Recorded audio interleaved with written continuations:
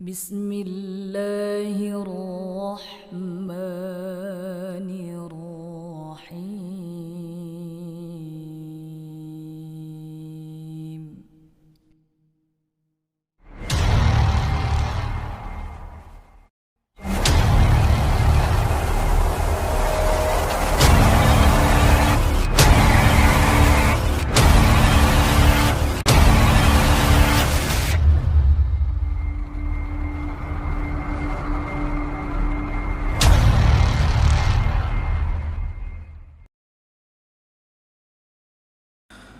Assalamualaikum warahmatullahi wabarakatuh.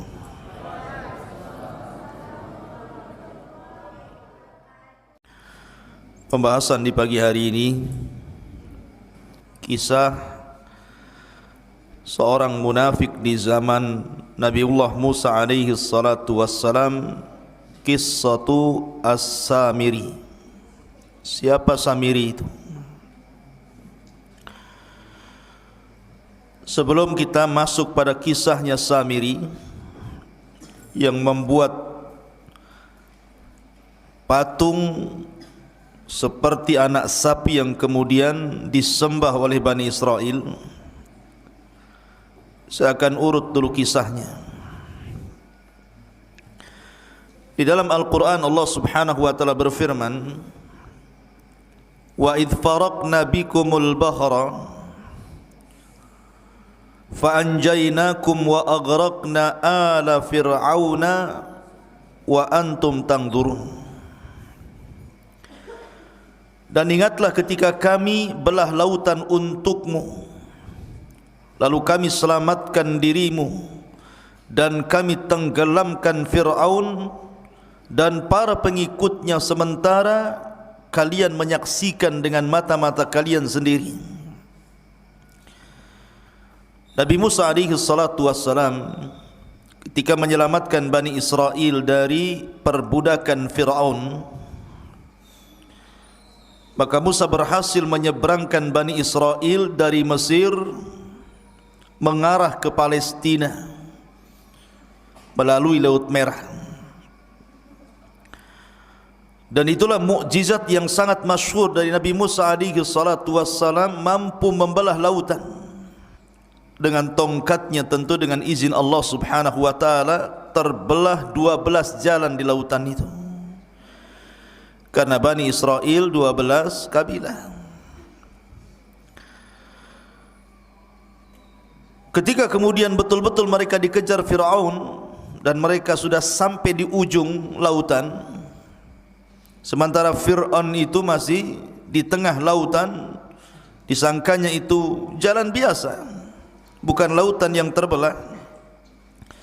Ketika betul-betul Fir'aun dan pasukannya di tengah-tengah lautan, maka Musa alaihi salatu wassalam ketika itu berada di sampingnya malakul Jibril, malaikat Jibril yang membentuk seperti manusia, menggunakan pakaian putih, kuda putih, serba putih.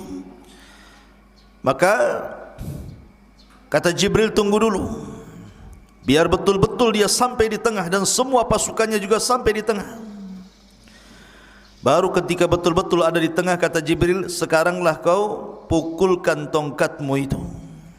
Maka Musa memukulkan tongkat, tiba-tiba lautan menyatu, maka Fir'aun pun ditenggelamkan Allah subhanahu wa ta'ala di Laut Merah ini. Dan Allah abadikan jasadnya. Artinya ditemukan jasadnya, kemudian jasadnya Fir'aun sampai hari ini menjadi pelajaran, dan kisah itu kisah beneran. Kalau anda ingin atau antum semuanya ingin melihat jasad Fir'aun, datang ke Mesir sana. Sana ada jasadnya Fir'aun. Lah, intinya bahwa Bani Israel diselamatkan, ini nikmat Allah Azza wa Jalla, diselamatkan dari kematian. Ma'asyiral muslimin yang dimuliakan Allah Azza wa Jalla, setelah itu berangkatlah Bani Israel dibawa oleh Nabi Musa alaihi salatu wassalam menuju arah Palestina. Di tengah jalan rupanya mereka melewati sebuah perkampungan yang kampungnya itu nyembah berhala, sementara mereka sudah mentauhidkan Allah Azza wa Jalla, menyembah berhala. Tiba-tiba kemudian salah satu dari kaumnya Bani Israel ini mengatakan kepada Musa, "Ya Musa, ij'al lana ilahan kama lahum alihah." Wahai Musa, jadikanlah untuk kami banyak Tuhan lah, masa satu Tuhan saja? Maka Musa heran, sudah diberikan hidayah, menyaksikan ditenggelamkan Fir'aun, menyaksikan mukjizat yang banyak dari Musa, sudah mentauhidkan Allah, mau kufur. Makanya Musa alaihi salatu wassalam mengatakan, "Innakum qaumun tajhalun." Kalian ini kaum yang bodoh, sudah diberikan hidayah tauhid mau sesat pula. Akhirnya Musa pun marah kepada Bani Israel. Ketika Nabi Musa alaihi salatu wassalam sudah berada betul-betul di perbatasan, tinggal masuk saja ke Palestina itu, sudah sampai di padang pasir yang mendekati Palestina. Rupanya tidak bisa masuk ke Palestina. Kenapa demikian? Karena memang bumi yang disucikan itu di Palestina itu sudah dikuasai orang lain, di mana tidak mungkin Musa alaihi salatu wassalam membawa Bani Israel ke dalam Ardul Muqaddasah, bumi yang disucikan Palestina itu, kecuali harus berperang melawan sebuah kaum yang disebut dengan Jababirin minal Amalikah. Kaum Jababir dari Amalikah, dari kaum Amalikah itu yang menempati Ardul Muqaddasah, negeri Palestina. Jadi siapa yang menempati sebuah kaum Jababirin dari kabilah Amalikah, di situ sudah duluan menempati Baitul Maqdis. Maka kemudian Musa alaihi salatu wasallam diperintahkan untuk jihad. Jihad pertama kali. Sebelumnya Bani Israel tidak pernah perang. Kalian harus siap-siap perang, bertempur, merebut Baitul Maqdis dari Amalikah. Bahkan Yusha ibn Nun yang ketika itu sangat dipercaya Nabi Musa alaihi salatu wasallam, yang menemani Musa saat pergi mencari Khidir adalah Yusha ibn Nun, pembantunya. Yusha ibn Nun mengatakan, "Ya qaumi idkhulu alaihim min babil Madinah kama amarakum yang surkumullahu fala ghalibalakum."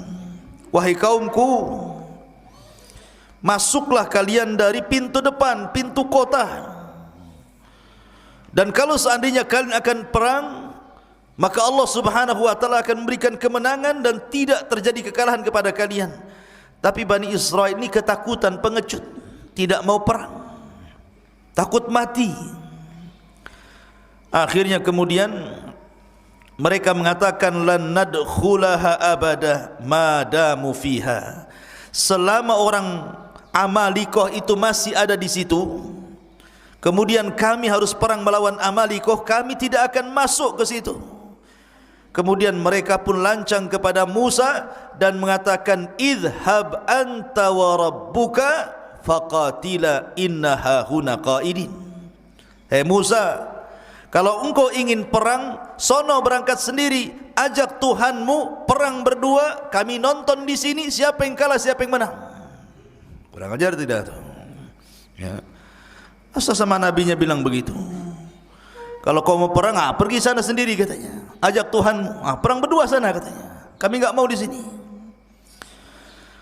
Karena mereka menolak, tidak mau perang, tidak mau berjihad, tidak mau mengambil Baitul Maqdis. Ini pula yang menyebabkan Allah subhanahu wa ta'ala mengazab Bani Israel.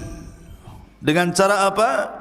Akhirnya mereka tidak bisa keluar dari negeri itu, tersesat di padang pasir, tersesat di sebuah negeri yang disebut Ardut Tih namanya, negeri Tih, sebuah padang pasir kering kelontang, tidak ada tanaman, tidak ada tumbuhan, tidak ada air, tidak ada apapun, padang pasir, panas luar biasa. Diazab oleh Allah Subhanahu wa taala, tidak bisa keluar dari situ. Pergi kemana saja ujung-ujungnya ke situ juga. Kayak orang melinglung, kayak orang bingung. Lebih-lebih kemudian padang pasir itu saya katakan tadi tidak ada tumbuhan, tidak ada tanaman, tidak ada pepohonan, tidak ada burung, tidak ada apapun. Betul-betul kering kelontang, panas terik luar biasa. Mereka tidak bisa keluar dari situ. Tersiksa hidup mereka. Itulah disebut dengan Tih. Berapa puluh tahun mereka diuji oleh Allah. Fa innaha muharramatun alaihim arba'ina sanatan yatihuna fil ardi fala ta'sa 'alal qaumil fasiqin. Dan negeri Tih itu digambarkan dalam surah Al-Maidah ayat 26. Yatihun, maksudnya di negeri Tih. Allah berfirman, maka negeri itu terlarang buat mereka selama 40 tahun. Mereka akan mengembara kebingungan di bumi itu. Maka janganlah engkau wahai Musa bersedih hati memikirkan nasib orang-orang fasik itu. Biarkan saja mereka kebingungan seperti itu. Diajak perang tak mau. Ya. Akhirnya Allah uji mereka dengan diletakkan di bumi Tih, bumi kebingungan. Ma'asyiral muslimin, ikhwan akhwat yang dimuliakan Allah Azza wa Jalla. Ketika mereka tidak bisa keluar dari situ, terpaksalah mereka tinggal di situ. Dengan panas terik yang luar biasa, dengan kelaparan karena susah cari makanan. Apa yang mau dicari makanan? Binatang buruan pun tidak ada, dedaunan yang akan dimakan pun tidak ada, apalagi buah-buahan. Namanya padang pasir kerang kelontang, apa yang mau dimakan? Masa makan pasir? Tak mungkin. Akhirnya kemudian ketika mereka lapar, mereka datang kepada Musa alaihi salatu wassalam. Ya Musa, kami lapar, kami pengen makan. Tolonglah berikan kepada kami makanan. Berdoalah kepada Rabbmu agar diturunkan makanan kepada kami. Subhanallah, Allah karim. Nabi Musa alaihi salatu wassalam walaupun melihat Bani Israel sudah kurang ajar, su'ul adab namanya kepada nabinya, tetap saja Musa itu sabar. Laqad udhiya katsiran fasabara. Musa itu sudah banyak diuji oleh kaumnya tapi sabar.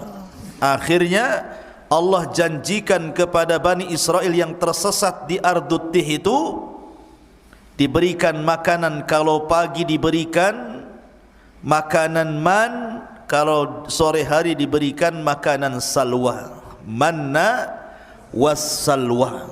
Apa itu manna dan apa itu salwa? Karena Allah Subhanahu wa taala berfirman tentang manna was salwa itu. Ada yang mengatakan bahwa manna itu sejenis madu. Sejenis madu yang bisa dimakan, rasanya kayak madu, bahkan lebih manis dibandingkan madu. Dan itu untuk makanan di pagi hari. Diberikan kepada mereka alman. Adapun makanan di sore hari mereka akan diberikan salwa. Salwa itu sejenis burung, daging burung, kemudian diletakkan di tempat yang tinggi, tinggal diambil saja. Subhanallah ikhwan. Makanan pagi dan makanan sore itu, ketika terbit dan ketika tenggelam matahari itu, Allah mudahkan semuanya. Mereka tidak perlu cari lagi, tidak perlu lelah letih. Pokoknya mereka pagi hari lapar, tinggal diambil saja. Sudah ditentukan tempatnya, nanti tahu-tahu sudah ada saja manna itu tiap pagi. Dan juga burung-burung yang siap santap, tahu-tahu sudah ada saja di sore hari. Subhanallah, ini keajaiban. Tinggal ambil saja. Mau makan pagi sarapan, tinggal cari ambil, sudah ada man di situ. Kalau sudah sore mereka lapar, tinggal makan kemudian salwanya. Ini nikmat mana lagi, ikhwan? Makan enggak perlu nyari lagi, enggak perlu kerja, enggak perlu pontang-panting gitu ya. Enggak perlu menjadikan kepala di bawah, kaki di atas. Ngapain pula kayak gitu ya? Tetapi Bani Israel ini kaum yang degil, ikhwan. Gimana enggak degil? Mereka mengatakan, wa id qultum ya Musa lan nasbiru ala ta'amin wahid fad'u lana rabbaka yukhrij lana mimma tumbitul ardu min baqliha wa qithaiha wa fumiha wa adasiha wa basaliha. Apa kata mereka? Sudah enak dikasih manna wassalwa, tinggal ngambil makan. Itu makanan lezat, makanan diberkahi, enak luar biasa. Mereka mengatakan, hai Musa, kami tidak sabar, tidak tahan dengan satu macam makanan ini aja, asih salwa manna, salwa manna. Cobalah, kata Bani Israel, mohonkanlah untuk kami kepada Tuhanmu, hai Musa, agar dia mengeluarkan bagi kami dari bumi ini tumbuh-tumbuhan, yaitu sayur-sayuran, ketimun, bawang putih, kacang adas, bawang merah. Cobalah yang lain, yang seperti ini nih. Maunya itu bawang-bawang, sayur-sayur, sayur bayam, sayur kangkung, bayam duri kan itu. Maunya itu yang gitulah. Manna wasalma kami bosan katanya. Lihat bagaimana orang-orang Bani Israel ini aneh. Allah sudah berikan makanan terbaik, mau pula makanan-makanan yang rendah-rendahan.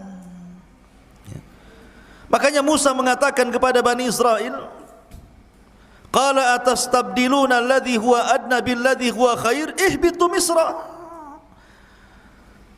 Kata Musa alaihi salatu wassalam, kenapa kalian mengganti makanan baik dengan makanan yang rendah? Itu rendah itu. Bawang merah, bawang putih, sayur-sayur itu makanan rendah. Kau bisa datang kemana saja ada itu. Kenapa harus minta kepadaku? Tapi mana salwa ini tidak bisa dicari, karena itu makanan dari Allah Subhanahu wa taala langsung. Tapi kalau hanya bawang putih, bawang merah, kacang-kacangan, sayur-sayuran, kau tinggal pergi ke mana daerah di situ. Misron di sini bukan Mesir, tapi daerah mana saja itu mudah dicari. Kenapa pula kemudian kalian tidak mau memakan manna wassalwa lagi? Ihbitu misran fa inna lakum ma sa'altum. Pergilah kau ke sebuah desa atau kota atau daerah, pasti kamu akan memperoleh apa yang kalian minta. Sebab ini Allah mengatakan, dzuribat alaihimudz dzillatu wal maskanatu wa ba'u bighadabim minallah. Maka ditimpakanlah kepada mereka nista dan kehinaan, serta mereka mendapatkan kemurkaan dari Allah Subhanahu wa taala. Ketika mereka kehausan, mereka datang kepada Musa, ya Musa, kami haus, air sedikit, ini rebutan banyak orang nih. Maka Allah Subhanahu wa taala firmankan, wa idistasqa Musa liqaumihi faqul nadrib bi asaqal hajar fanfajarat min khusnata asyrata ainan. Dan ingatlah ketika Musa memohon air untuk kaumnya, lalu kami berfirman, pukulkanlah tongkatmu pada batu itu, niscaya akan memancarkan padanya 12 mata air. Maka Musa pun kemudian memukulkan ke batu di padang pasir itu, keluar 12 sumur. Kenapa? Karena kabilah Bani Israel ada 12, jadi jangan rebutan. Kamu punya sumur masing-masing nih. Ya, kamu jangan kabilah ini, jangan kau minum di sini, sumurmu yang sana. Jadi jumlah sumur disesuaikan dengan jumlah kabilah. Kemudian mereka mengatakan, ya Musa, panas, ini padang pasir, enggak ada pohon untuk bernaung, kami hanya di tenda-tenda panas. Akhirnya mereka pun kemudian meminta kepada Musa alaihi salatu wassalam agar Allah menaungi mereka. Makanya Allah mengatakan, wa dhallalna alaikumul ghamam. wa anzalna 'alaikumul manna wassalwa, dan kami naungi kalian dengan awan. Tiba-tiba ada awan yang menghalangi antara kepala mereka dengan matahari, sehingga mereka tidak kepanasan lagi. Kurang apa nikmatnya Bani Israel? Mereka panas, dikasih awan menaungi mereka sehingga tidak tersengat matahari. Mereka minum, Musa alaihi salatu wassalam kemudian memukulkan tongkat, keluar sumber mata air. Mereka lapar, Allah turunkan manna dan salwa. Dalam riwayat, mereka pun meminta baju, karena bajunya sudah lama mereka pakai itu, enggak ganti-ganti. Tuh, bayangkan sampai minta baju, ya, baju lebaran. Sampai kemudian bukan hanya itu saja, mereka meminta macam-macam kepada Musa alaihi salatu wassalam. Tapi Musa itu memang nabi yang sabar untuk mengobati Bani Israel. Intinya, di bumi Tih ini mereka kesulitan. Lah setelah segala nikmat yang Allah anugerahkan di bumi Tih ini, dari silah Musa, karena lama, itu kan ujian bagi mereka selama 40 tahun. Musa tidak mungkin membiarkan mereka seperti itu. Musa harus membuat undang-undang, yang mana undang-undang ini bisa menertibkan kehidupan mereka. Maka Musa pun meminta kepada Allah untuk diturunkan undang-undang kepada mereka. Maka Allah janji untuk menurunkan Taurat kepada Musa asal Musa berangkat ke bukit yang disucikan Allah Azza wa Jalla, Bukit Tur, Bukit Saina. Akhirnya Musa alaihi salatu wassalam diperintahkan Allah untuk berangkat selama 30 hari, meninggalkan Bani Israel untuk mendapatkan mandat Taurat. Ketika itu Bani Israel diserahkan kepada adiknya Harun. Berangkat Nabi Musa selama 30 hari. Ma'asyiral muslimin, ikhwan akhwat yang dimuliakan Allah Subhanahu wa taala. Maka selama 30 hari itu Nabi Musa berpuasa.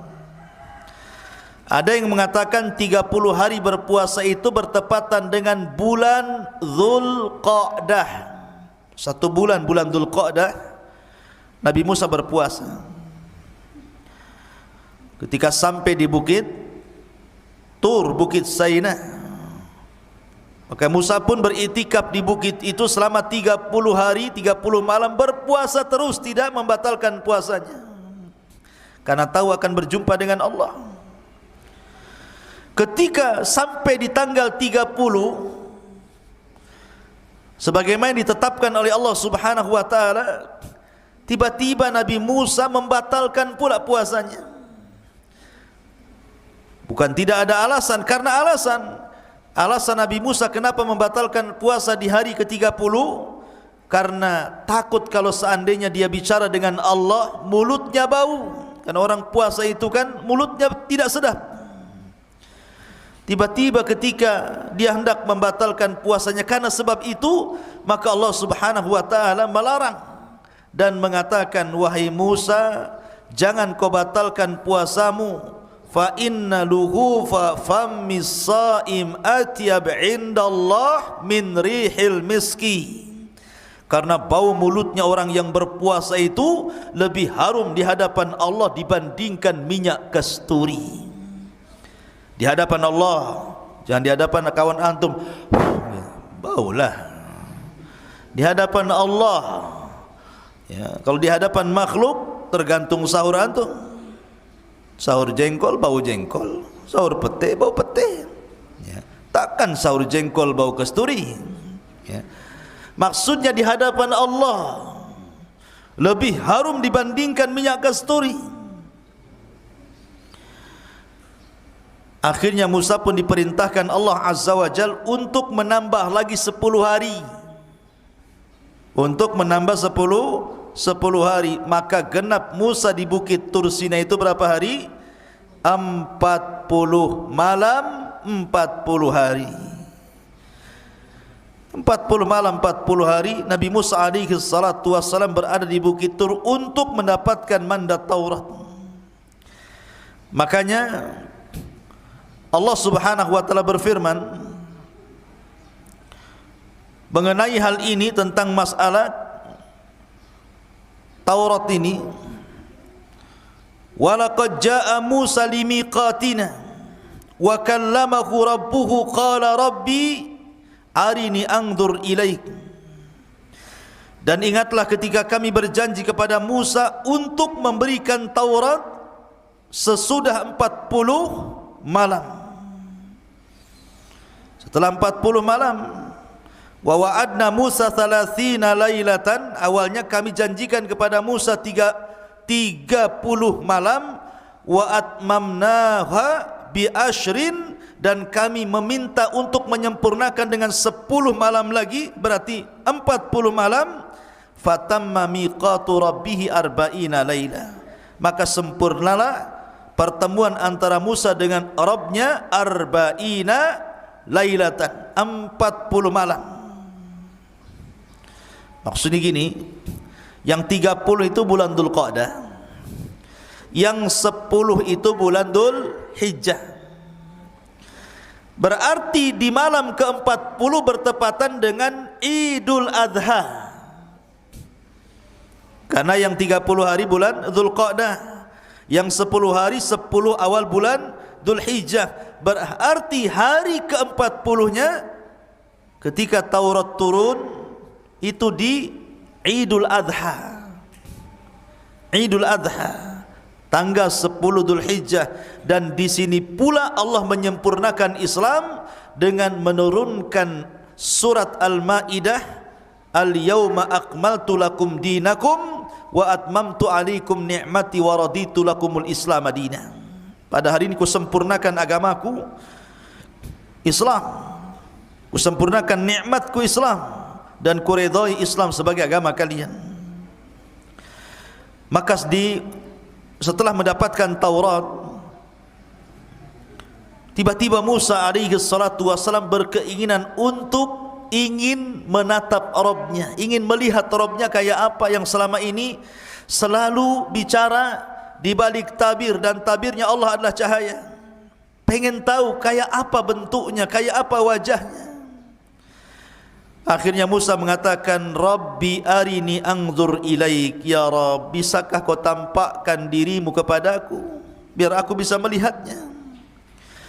Maka Allah Subhanahu wa taala mengatakan, lan tarani walakin dur ilal jabal fa in istaqarra makanah fasawfa tarani.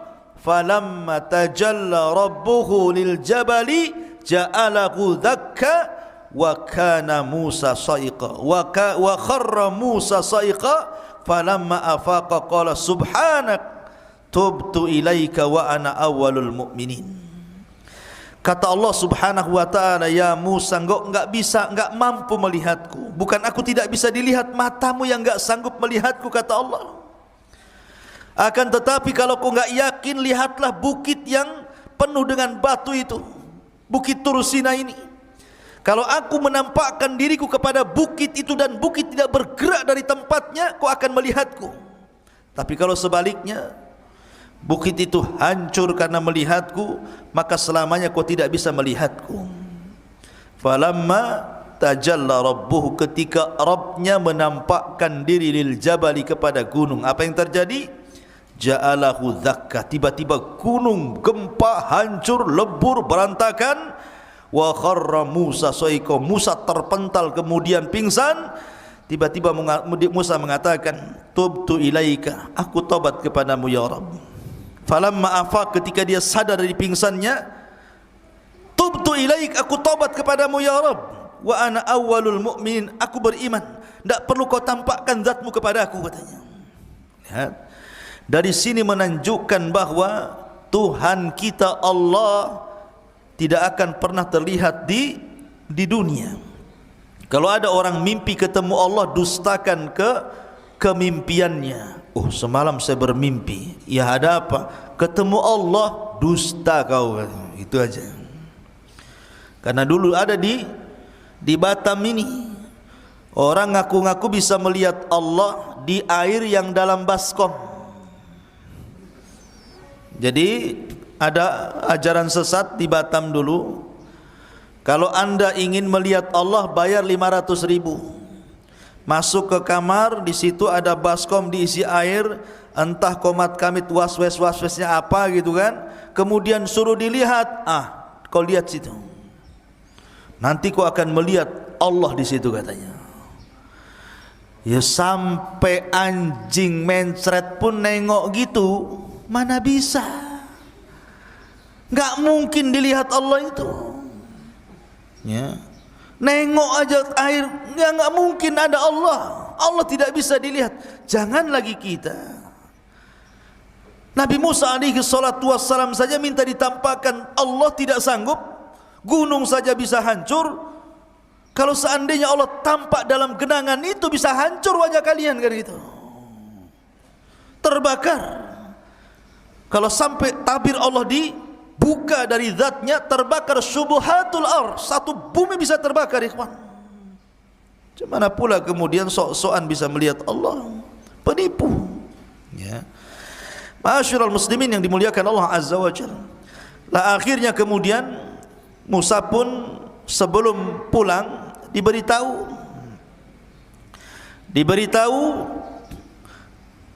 bahwa Samiri, ini kisahnya, bahwa Samiri 10 hari sudah berhasil menyesatkan Bani Israel. Allah Subhanahu wa taala mengatakan tentang kisah Samiri ini, wa ma'ajalaka an qaumika ya Musa, dan mengapa engkau datang lebih cepat dari kaummu hai Musa? Qala hum ulai ala athari wa ajiltu ilaika rabbi litarda. Dia Musa berkata, itu mereka sedang menyusulku, aku akan segera datang kepadamu Tuhanku, karena engkau ingin dan karena aku ingin mendapatkan ridhamu. Kemudian qala fa inna qad fatanna qaumaka min ba'dika wa adhallahumus Samiri. Dan Allah berfirman, sungguh kami telah menguji kaummu wahai Musa setelah engkau tinggalkan selama 40 malam, dan mereka telah tersesatkan oleh Samiri. Jadi begini, ketika Musa berangkat meninggalkan Bani Israel berapa hari tadi? 30 hari. Kemudian disempurnakan 10 hari menjadi 40 hari. Jadi dari 30 hari itu Samiri belum buat ulah tuh. Samiri buat ulah itu 10 hari ketika Nabi Musa menambah hari puasanya. Mereka sesat selama 10 hari, bayangkan. Hidayah itu milik Allah ikhwan. Mereka mengikuti Musa bertahun-tahun, disesatkan dengan Samiri cuma 10 hari saja. Bagaimana cara menyesatkannya? Samiri ini terjadi khilaf para ulama siapa Samiri. Ada yang mengatakan Samiri ini salah satu dari Bani Israel. Ada yang mengatakan Samiri itu artinya dia bukan dari Bani Israel, dia kaum Kibti, kaumnya Fir'aun, tapi mengikuti ajaran Musa. Pura-pura munafik, mengikuti ajaran Musa, kemudian ikut di belakang Nabi Musa. Lah ketika Musa menyeberangi lautan, ini Bani Israel ini, mereka berat membawa emas-emas orang-orangnya Fir'aun. Jadi ada sebagian emas-emas itu diambil dari tetangga-tetangga mereka waktu di Mesir. Ada yang pinjam uang mereka kan berupa dinar, emas gitu ya. Ada yang kemudian pinjam, ada yang kemudian bekerja dapat gaji duluan, kerjanya belum selesai. Pokoknya banyak, intinya bahwa itu emas-emas itu tidak boleh dibawa karena bukan hak mereka. Maka mereka bertanya kepada Nabi Musa, bagaimana dengan emas-emas kami wahai Musa? Apakah ini halal untuk kami? Kata Musa, tidak halal. Emas-emas itu harus kalian buang di lautan ini. Jadi ketika mereka berjalan di lautan itu yang sudah jadi jalan, dibuanglah emas-emas itu sampai ke pinggir sana. Lah Samiri melihat ada buang emas banyak-banyak. Oh, ini emas banyak, kenapa pula dibuang-buang katanya. Diambilnya, dikutipnya satu-satu, akhirnya dapatlah satu karung emas-emas yang dilempar-lempar itu. Kemudian setelah itu Samiri melihat ada orang berbaju putih, berkuda putih di samping Musa, dan seolah-olah dia pula yang memberikan instruksi. Kata orang putih begini, maka Musa akan begini. Kata orang putih begitu, maka Musa akan begitu. Samiri kaget, kenapa Musa diperintahkan orang itu? Nah, dari sini Samiri curiga, karena memang itu jelmaan malaikat, utusan Allah Azza wa Jalla. Diperhatikan terus orang ini. Kemudian diperhatikan kudanya, dan apabila kuda itu melangkah, bekas langkahnya itu, bekas pijakannya itu, tanahnya diambil sama dia. Diambil kemudian ditaruh di kresek di bawah. Jadi ketika Nabi Musa alaihi salatu wassalam berangkat meninggalkan Bani Israel, kemudian digantikan oleh Nabi Allah Harun alaihi salatu wassalam, maka mulailah berulah Samiri selama 10 hari ini. Emas yang tadi dikutip itu oleh Samiri kemudian dibakar, kemudian dicetak, kemudian jadilah anak sapi, patung anak sapi yang membentuk Samiri. Kenapa anak sapi? Karena orang-orang Mesir itu menjadikan sapi itu Tuhan. Makanya orang-orang India sampai hari ini ada orang yang nyembah sapi itu. Jadi daerah-daerah tertentu di India itu, kalau ada sapi kemudian masuk ke pasar, makan kangkung, makan bayam, jangan diusir, itu Tuhan lagi makan. Ya, macam-macam. Di India itu banyak, ya, sesembahan salah satunya sapi disembah. Ada juga yang nyembah ular sendok di sana itu. Ya. Jadi akhirnya kemudian dibentuklah patung anak sapi itu. Ketika sudah jadi patung anak sapi itu, kemudian ditenggerkan di tengah-tengah lapangan Bani Israel. Dia kan punya tanah. Tanah itu bekas pijakannya kaki kudanya Jibril. Dimasukkan ke mulutnya tanah itu. Subhanallah. Keajaiban, tiba-tiba patung anak sapi yang terbuat dari emas itu hidup pula. Makanya Allah mengatakan lahu khuar, hidup. Tapi tidak sempurna, hanya mengeluarkan suara. Gimana suara sapi? Pi gitu. Bukan. Ya. Jadi keluar suara sapi. Lah, Bani Israel ini kaget, kok bisa patung terbuat dari emas berbentuk anak sapi diingatkan kepada sembahan orang-orang Mesir tiba-tiba hidup. Karena sebagian Bani Israel masih kurang mantap imannya. Kata Samiri kepada Bani Israel, lihat, ini Tuhan kita. Anak sapi ini Tuhan kita. Buktinya dia bisa bicara, katanya. Mereka mengatakan, lalu Nabi Musa siapa? Dan kemana? Bukankah dia ingin membuktikan ketuhanannya? Kata Samiri, Musa salah. Yang benar ini Tuhannya, bukan apa yang didakwahkan Musa. Lihat, Musa salah tempat, jauh-jauh ke Bukit Tur untuk mencari Tuhannya, padahal Tuhannya ada di sini, katanya. Ini Tuhannya anak sapi ini. Dari situlah akhirnya ada yang mengatakan 70.000 sekian gitu, Bani Israel pun murtad. 10 hari menyembah patung anak sapi. Ya, sebagian mereka murtad dan sebagian mereka bertahan. Ini enggak percaya, kami harus tanya dulu Musa, apakah ini Tuhan atau bukan. Yang sebagian lagi tetap mengatakan bukan Tuhan. Jadi manusia ketika itu terbagi menjadi 3. Ada yang tetap di atas tauhid, tidak mau menyembah patung anak sapinya yang dibuat oleh Samiri. Yang satu justru ada yang langsung menuhankan patung anak sapinya Samiri. Kemudian yang ketiga masih nunggu, masih ragu-ragu. Tunggu, tanya dulu, nunggu Musa datanglah. Kalau memang kata Musa ini Tuhan kami sembah, kalau enggak. Akhirnya kemudian Musa sudah diberitahu sama Allah bahwa kaumnya sudah disesatkan Samiri. Udah marah, pengen balik saja Musa tuh. Masalahnya Musa tidak mau menyalahkan Bani Israel, tapi mau menyalahkan abangnya Harun. Ngapain saja Harun itu? Masa baru ditinggal 40 hari sudah murtad? Akhirnya pertama kali dia marah kepada Harun. Datanglah Musa dari safarnya membawa papan Taurat. faraja'a Musa ila qaumihi ghadbanan asifan qala ya qaumi alam ya'idukum rabbukum wa'dan hasanan afa atala 'alaikul ahdu am aradtum an yahilla 'alaikum ghadab min rabbikum fakhlaftum maw'idi. Musa pun mengatakan, kemudian Musa kembali kepada kaumnya dengan marah, bersedih hati. Musa berkata, wahai kaumku, bukankah Tuhanmu telah menjanjikan kepadamu sebuah janji yang baik? Apakah terlalu lama masa perjanjian itu bagi kalian? Atau kalian hendak agar kemurkaan Tuhan menimpa kalian? Mengapa kalian melanggar perjanjian denganku?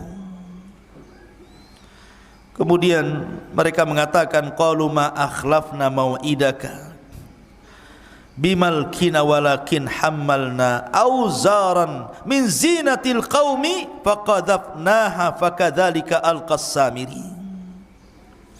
Mereka mengatakan, kami tidak melanggar perjanjian wahai Musa dengan kemauan kami sendiri, tetapi kami harus membawa beban berat dari perhiasan kaum Firaun, kemudian kami lemparkan ke dalam api itu, dan demikian pula Samiri melemparkannya. Maka datanglah Musa kepada siapa?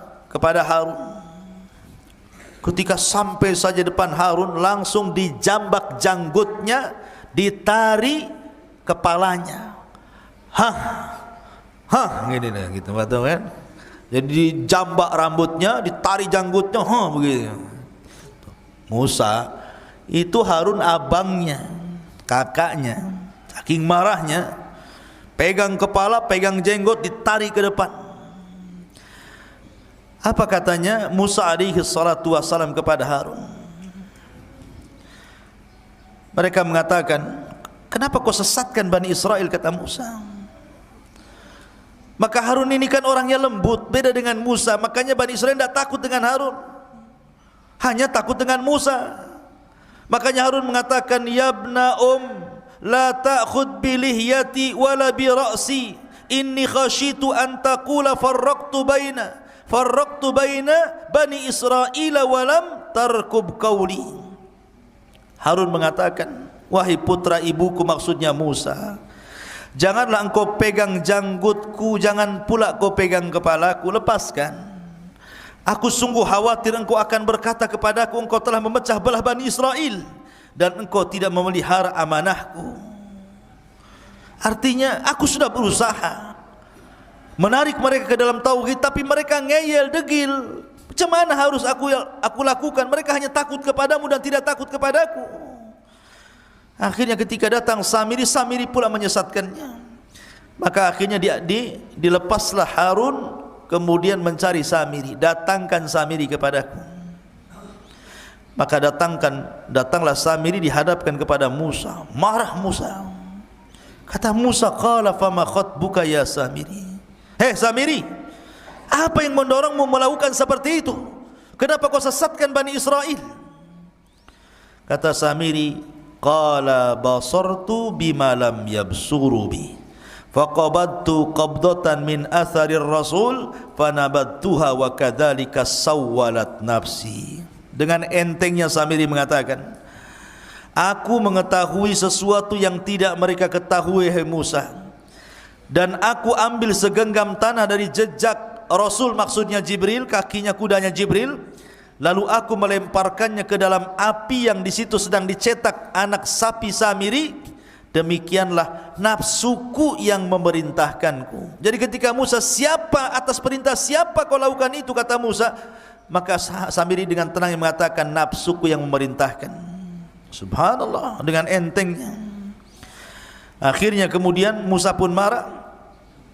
Maka sebagai hukumannya, Nabi Musa alaihi salatu wasallam berdoa kepada Allah agar Samiri tidak boleh mendatangi manusia, dan manusia tidak mungkin mendatangi Samiri. Dia akan hidup sendiri selamanya. Ya, itu sebagai hukumannya, akan hidup sendiri. Manusia tidak bisa bicara, dia pun tidak bisa bicara dengan manusia. Tetapi memang Al-Quran dan Sunnah tidak menjelaskan kematiannya, karena Samiri habis itu diusir oleh Musa dan tidak diperkenankan untuk hidup di lingkungan Bani Israel. Sehingga ada yang menyangka bahwa Samiri adalah Dajjal di akhir zaman, tapi kita katakan Dajjal bukan Samiri dan Samiri bukan Dajjal. Dajjal lain orangnya, Samiri pun lain orangnya. Ya. Intinya bahwa Nabi Musa alaihissalam kemudian mengadab Samiri dengan cara berdoa kepada Allah agar dia tidak bisa ditemui manusia dan dia tidak bisa menemui manusia, sendiri hidupnya. Kemudian melihat Nabi Musa marah, maka mereka disuruh bertobat. Bani Israel yang menyembah patung anak sapi itu suruh tobat. Tiba-tiba kemudian diilhamkan kepada mereka untuk mengucapkan la illam yarhamna rabbuna wa yaghfir lana lanakunanna minal khasirin. Kalau Rabb kami tidak merahmati kami dan tidak mengampuni dosa-dosa kami, kami termasuk orang rugi. Terus itu yang dibicarakan oleh orang-orang yang menyembah patung itu. Masalahnya Musa mengatakan, aku datang sudah bawa papan Taurat ini, dan isi papan ini kalau sampai ada orang musyrik seperti kalian, hukumannya adalah saling bunuh-bunuhan. Kalian harus pulang, ambil bawa pisau dapur, tusuk-tusuk kalian, saling tusuk di antara kalian, saling bunuh di antara kalian. Itu tobatnya. Karena Allah mengatakan wa idz qala Musa liqaumihi, wa idz qala Musa liqaumihi, dan ketika Musa berkata kepada kaumnya, ya qaumi innakum zalamtum anfusakum bittikhadikumul ijla fatubu ila bari'ikum faqtulu anfusakum dzalikum khairul lakum inda bari'ikum fataba alaikum ila akhiril ayat. Wahai kaumku, karena kalian sudah menzalimi diri kalian menyembah patung anak sapi, tobat kalian. Tapi tobatnya faktulu anfusakum, bunuh diri-diri di kalian. Mak, tobatnya ngeri. Kalau antum di dalam Islam, kalau orang datang ke dukun kemudian menyesal, tinggal balik syahadat, balik ke Islam. Ini tidak. Kalau orang sudah melakukan kesyirikan, maka cara tobatnya harus saling membunuh. Anda bawa pisau dapur, saya bawa gergaji, bawa peranglah sampai mati, sampai dua-duanya mati. Dan itu lebih baik. Sebab kalau mereka menolak untuk saling membunuh, mereka pun akan mati juga.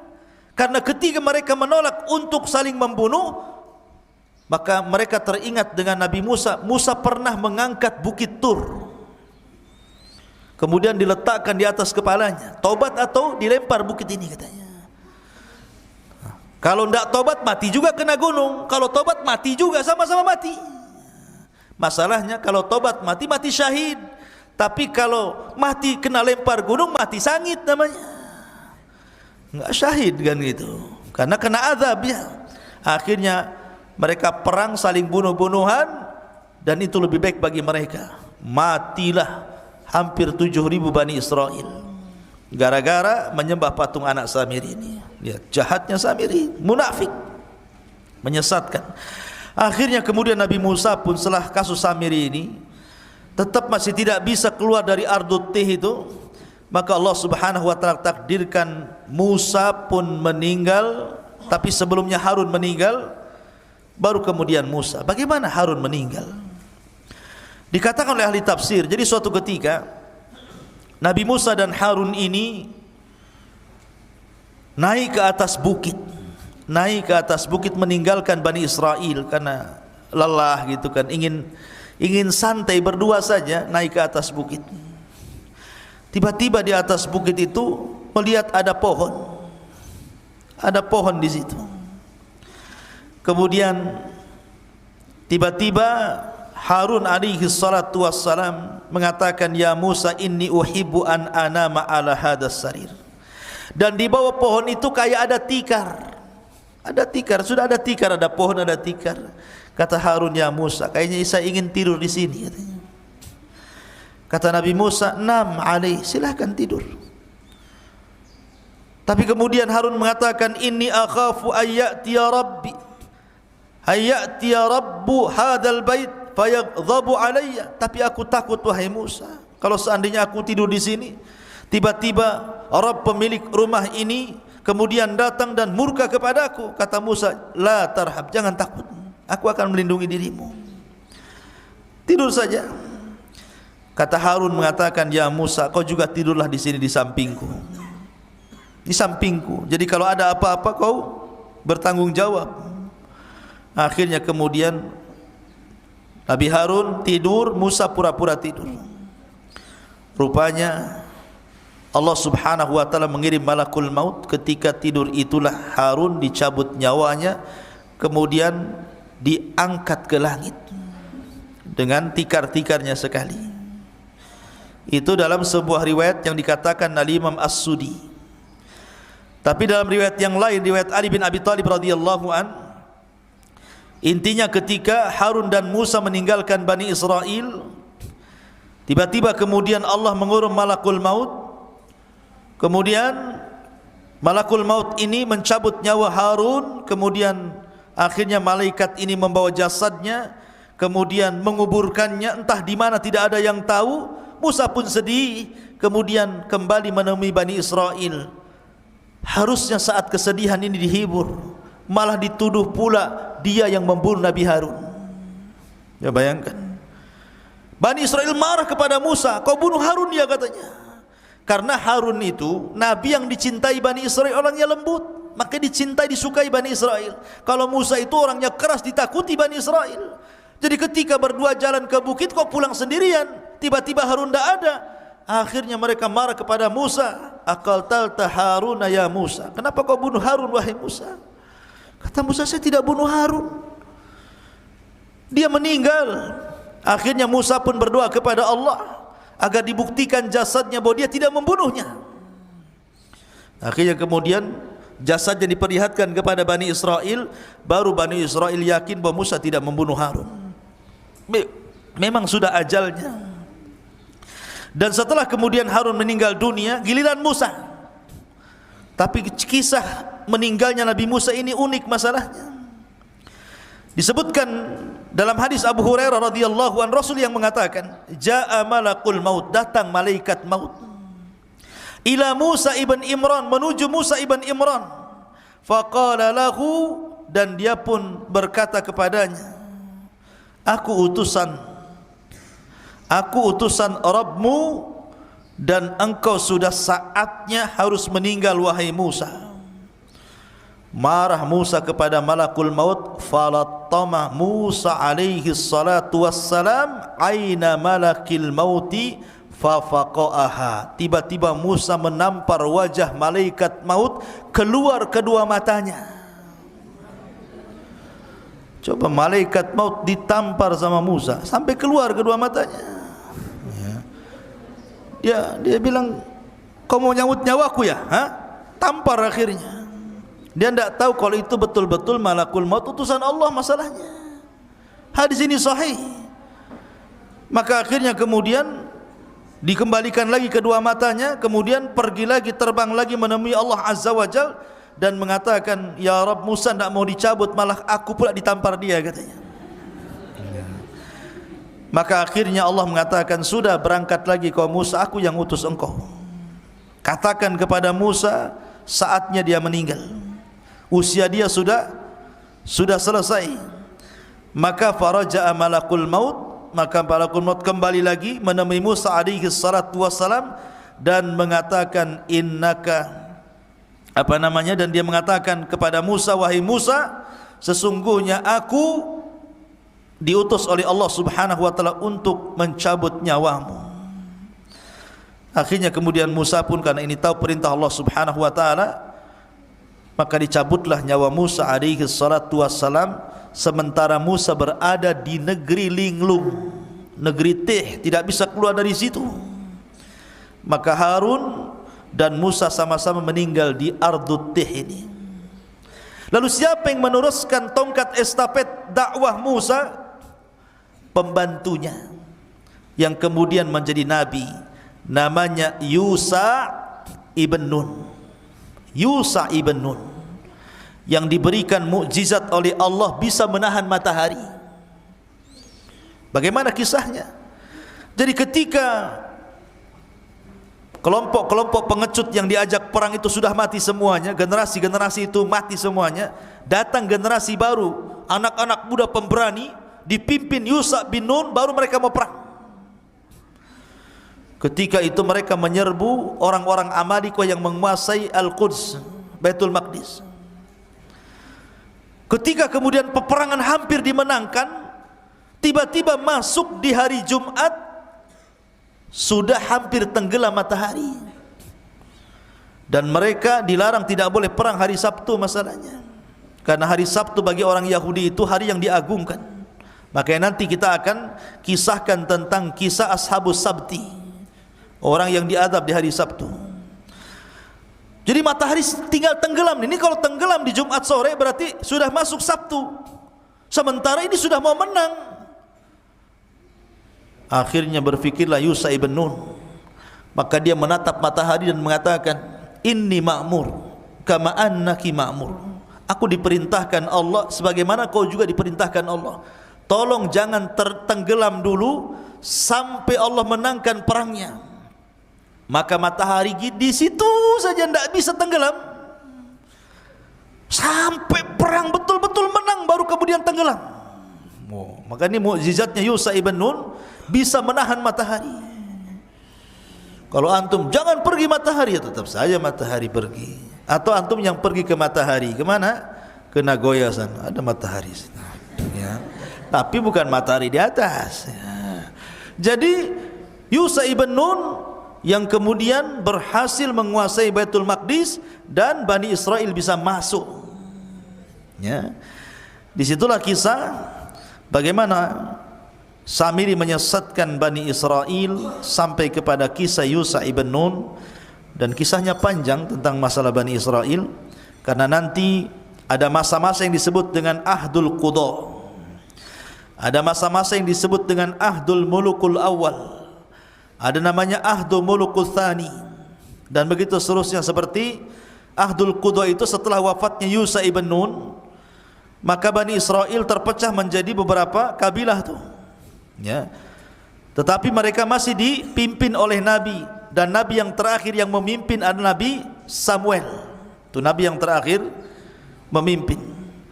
Tapi karena Bani Israel pusing, bosan dipimpin para Nabi, akhirnya kemudian minta dipimpin raja. Maka raja yang pertama yang dipilihkan Samuel atas izin Allah adalah rajanya Talut, yang kemudian melawan Jalut. Di antara tentara Talut ada Nabi Dawud, masih kecil. Ketika melawan Jalut, Jalut ini kan orangnya besar, tentaranya banyak. Talut ini orangnya kecil tapi kuat, tentaranya sedikit.